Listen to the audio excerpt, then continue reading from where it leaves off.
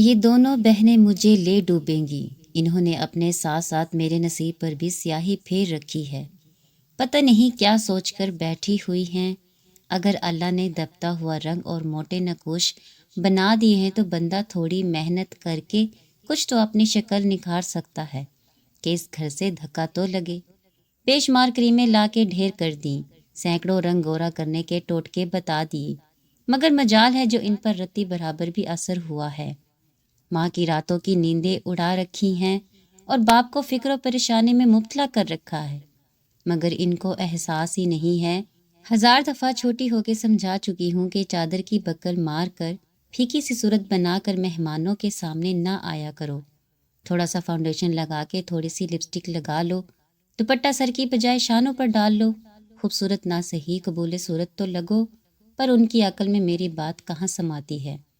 جب ماں کا ہی کوئی احساس نہیں ہے تو میں کس کھیت کی مولی ہوں؟ اب میں اپنے منہ سے یہ کہتی کیا خاک اچھی لگوں گی کہ تمہارے رشتے نہ ہونے کی وجہ سے میری عمر بھی نکل جائے گی۔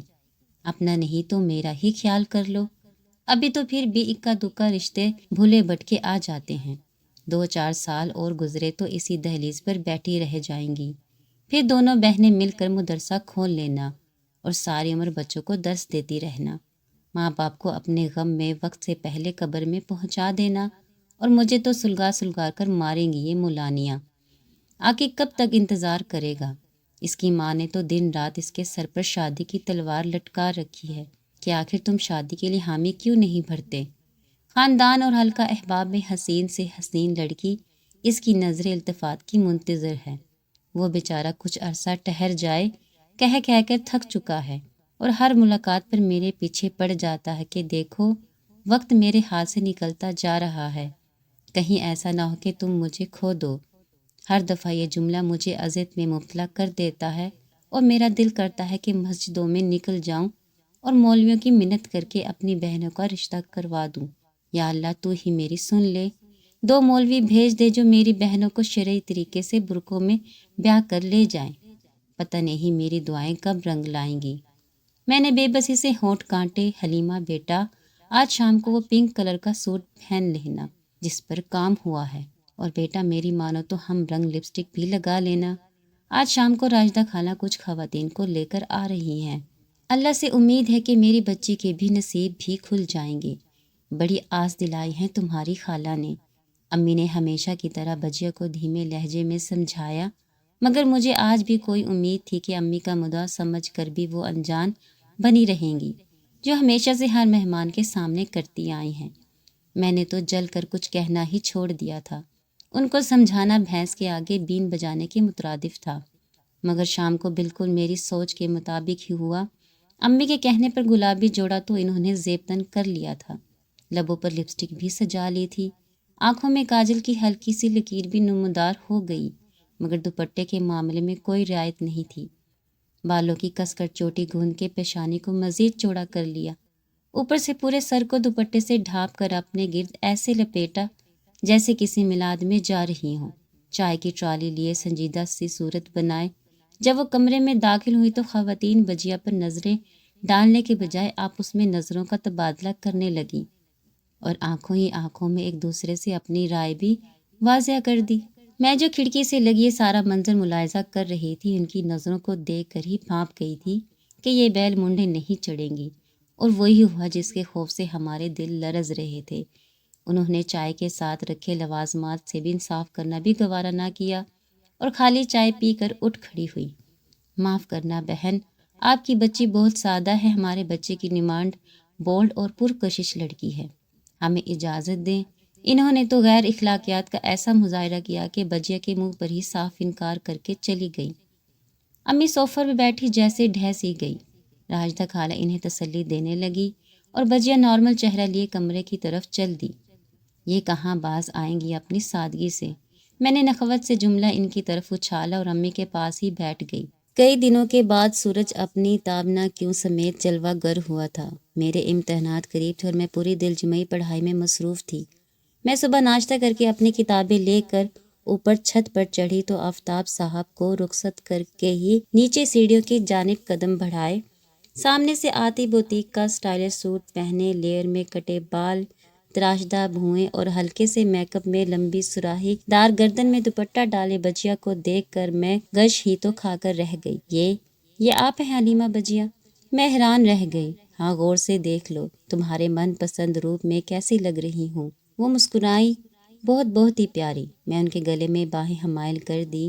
خوشی سے سرشار امی کچن سے باہر نکلی تو ہم دونوں کی طرف دیکھ کر مسکرا دی۔ امی، آج تو ہماری بجیا پر سے دیکھیے گا، مہمان خواتین کی نگاہیں ہی نہیں ہٹیں گی۔ بس آج آپ مٹھائی تیار رکھیے۔ انشاءاللہ امی بھی بجیا کی اس بڑی تبدیلی سے کافی مطمئن نظر آ رہی تھی۔ اچھا چلو تم کچن میں جاؤ، نسیمہ کی مدد کراؤ، صبح سے اکیلی لگی ہوئی ہے۔ امی نے مجھے کچن کی طرف دھکیلا۔ اور ہاں، تم ڈرائنگ روم کا رخ نہ کرنا، وہ ہمیشہ کی طرح مجھے نصیحت کرنا نہ بھولی۔ مجھے اچھی طرح پتہ ہے، اور آج تو بجیا کے سامنے میرا چراغ کیا جلے گا۔ میں نے انہیں تو سیفی نگاہوں سے دیکھا تو وہ شرما سی گئی۔ میں گنگناتے ہوئے نسیمہ کے ساتھ کام کروانے لگی۔ آج تو بجیا کا روپ دیکھ کر میرا دل بیلیوں اچھل رہا تھا۔ اچھی خاصی شکل کو کیسا بگاڑ رکھا تھا۔ آج تو لڑکے والے کہیں منگنی کی انگوٹھی ہی نہ پہنا جائیں۔ میں دل ہی دل میں مسکرا رہی تھی اور نسیمہ کی طرف دیکھ کر اسے بھی نظروں ہی نظروں میں نصیحت کی کہ کچھ سبق سیکھو بجیا سے، مگر وہ ہر بات سے بے نیاز اپنے کاموں میں لگی رہی۔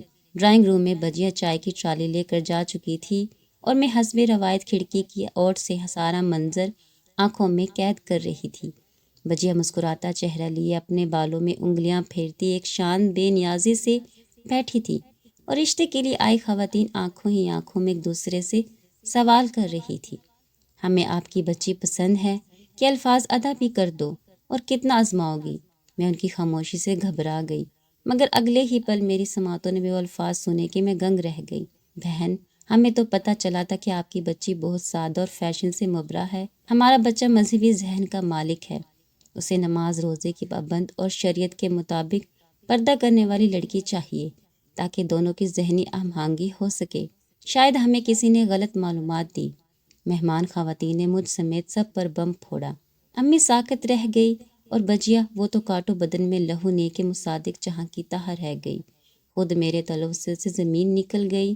ہائے اللہ، یہ کیا ہو گیا؟ کیسا نادر موقع میرے ہاتھ سے نکل گیا۔ آج اگر بجیا سر پر دوپٹہ اوڑے ان کے سامنے بیٹھی ہوتی تو منگنی کی انگوٹھی ضرور ان کے ہاتھ میں سج جاتی۔ میری تو قسمت ہی خراب ہے۔ مارے دکھ کے میری آنکھوں سے آنسو ہی نکل آئے۔ ہاں، ذہن میں جھمکا ہوا، او یس، یہ ٹھیک ہے۔ عقل نے بر وقت گھوڑے دوڑائے اور میں بھاگتی ہوئی نسیمہ کے کمرے کی طرف دوڑی، جو عشاء کی نماز کی نیت باندھنے ہی لگی تھی۔ دوپٹہ سر کے گرد اچھی طرح لپیٹے، صاف ستھرا میک اپ سے بے نیاز چہرہ۔ ہاں، یہی ہے ان کے خوابوں کی تعبیر۔ میں نسیمہ کو کھینچ کر ڈرائنگ روم میں لے گئی۔ وہ، ارے مجھے چھوڑ دو، یہ کیا کر رہی ہو؟ کہاں لے جا رہی ہو مجھے نماز پڑھنی ہے، بولتی جا رہی تھی، اور میں اس کی پرواہ کیے بغیر اسے لے کر ڈرائنگ روم میں داخل ہو گئی۔ آنٹی، آپ کو جس نے بتایا ہے درست بتایا ہے۔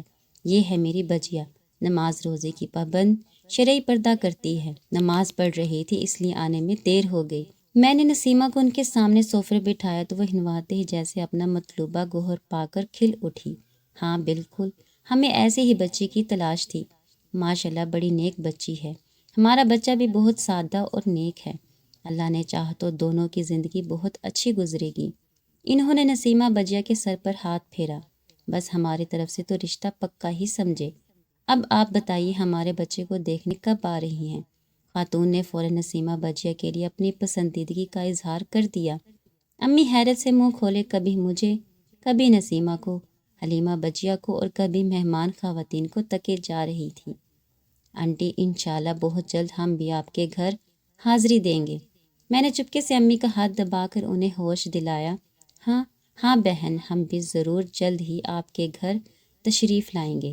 امی حیرت، خوشی اور کچھ افسردگی لیے گویا ہو، اور میں دل میں سوچ رہی تھی، حلیمہ نہ صحیح نسیمہ کو تو دھکا لگا، ایک سیل سر کی ہے تو دوسری بھی ایک دن ہل ہی جائے گی۔ شروعات تو ہوئی، خواتین رخصت ہوئی تو میں شرمندگی سے بجیا سے نظریں ملائے بغیر اپنے کمرے کی طرف ہو لی۔ اوہ میری پیاری حلیمہ بجیا، ہماری خاطر ذہن و دل سے جنگ کر کے اپنا چولا بدلا اور پھر بھی مقدر ہار گئی۔ مجھے حقیقتاً افسوس ہوا۔ اب پتہ نہیں وہ اپنا یہی حلیہ اپنائے رکھے گی یا پہلے والی جون میں واپس آ جائے گی۔ میں تو خجالت سے یہی سوچ رہی ہوں، مگر بہرحال میرا آدھا مسئلہ تو حل ہوا۔